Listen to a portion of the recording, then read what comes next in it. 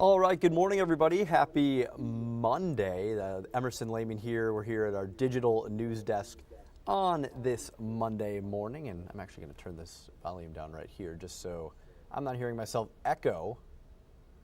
Good to know that I can hear myself here. So hope you're all having a wonderful week. We're going to give people a little bit of a chance to get signed on here on Facebook Live and all of our other digital streams this morning. We're live on YouTube, Facebook, on our website as well. So great to have all of you tuning in on this Monday morning. Hopefully you're not waking up to too much snow where you're at. I know a lot of our viewers in the northern parts of our viewing area waking up with a lot more snow than those of us living in the Green Bay area or the Fox Valley area. So if you're waking up with a lot of snow, maybe send us some pictures of how much you have in the comments section. Let us know how much you're waking up to. We would love to hear from you all this morning as we continue to track everything that's taking place. We had a crazy kind of a weekend. There was March Madness going on the basketball courts and with the weather, because we had that snow on Friday through into the weekend, and then some more last night. I had to drive from Oshkosh back up to Green Bay, and the conditions were not fun yesterday afternoon, having to drive through that. So definitely some tricky conditions, but kind of wrapping up now. First Alert meteorologist Bo Fogel actually just wrapped up the First Alert weather day that we had. If you were watching Action 2 News this morning, you'll know that we had a First Alert weather day throughout our morning show, but that has wrapped up. So all good to go there. But again, just checking in here, and it looks like we've got a few viewers. Good morning to everyone tuning in. Good morning, Jody. Thanks for tuning in this morning. And we will get right to our updates here this morning, as we've got some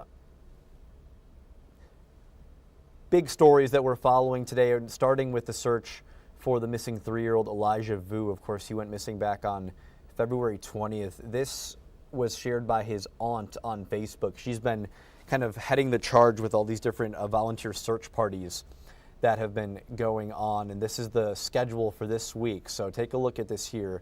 They're taking the day off Monday and Tuesday. On Wednesday, there will be groups meeting at the Mikado Theater at 9:30 and 1 o'clock on Wednesday and Thursday. That's in Manitowoc. They'll be meeting at the Mikado Theater, and then they will be going out to search in different areas. They're taking the day off on Friday. I'll bring that back up there. Sorry about that.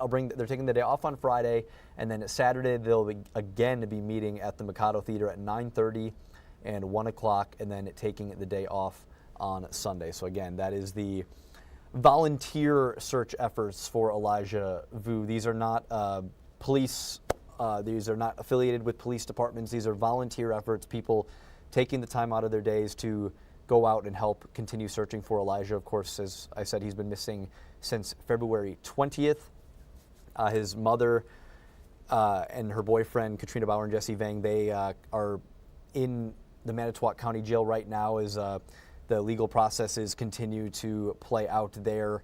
And we will continue to keep you updated with those legal proceedings, as well as on the search efforts for young 3-year-old Elijah Vu, again, missing since February 20th. That story has been the talk of a lot of communities, as folks are taking their time wanting to help out and search in any way that they can. So again, Wednesday and Thursday meeting at the Mikado Theater at 9:30 and 1 o'clock, and then Saturday again they'll be meeting at the Mikado Theater in Manitowoc at 1 o'clock and 9:30, and then they're taking off Monday, Tuesday, Friday, and Sunday. So stay with us as we'll continue to update people on that as that story continues to develop. We'll continue to update you on air and online at WBAY.com. Let's look at some of the stories that we were covering today on Action 2 News this morning. So we're going to start with a man arrested in connection with a Friday stabbing in Fond du Lac. So the Fond du Lac County Sheriff's Office says that Fermin Teodoro Lopez Mendoza, he's a 50-year-old man, he was arrested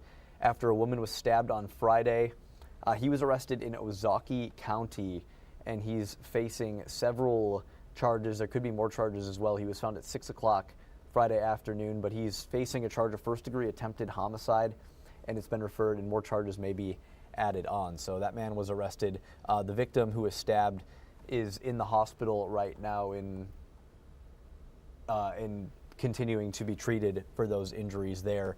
The next story was a cool one. Emily Roberts was reporting on this morning live in Appleton. So city leaders in Appleton, they're looking to include more families in their health and wellness survey. So this survey is available at the City Hall. It's available online. You can also get it at the public libraries. And they're looking to just ask people who live and work in the community what needs to be done, and then they can make some of their decisions based on the results of those surveys. So some pretty cool information being made accessible to families and people who work there. Even if you just visit Appleton on occasion, there's even a tab for you where you can say, hey, this is what I'd like to see. This is where things can be fixed, where things can help out. So definitely head to our website, WBAY.com. Emily had a great report this morning on that.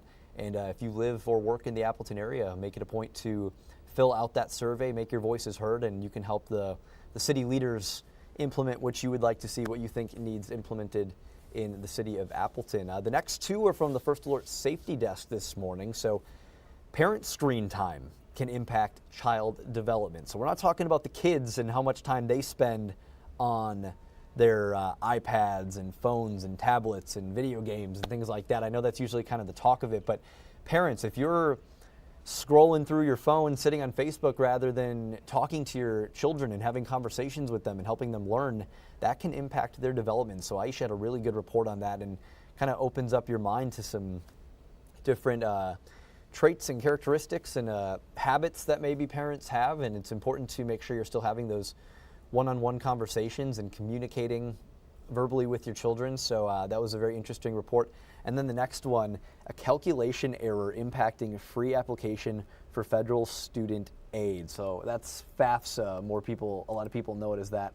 So there's been some glitches in the system causing delays, and that's really important, especially at this time of the year, because a lot of times this is the time when families are receiving that FAFSA and getting that information filled out so that they can get their aid in for the May deadline. And that has been pushed back by some universities as they kind of deal with this calculation error, but some other schools maybe haven't delayed it or are still in the process of figuring out what they're going to do. So make sure if you or your child is preparing to apply for FAFSA and preparing to attend college next year, that you are in communications with their university of choice so that everything is in order the way that it should be, because that can be quite the process that you have to deal with there, and you definitely want to make sure everything is all your ducks are in a row when it comes to that information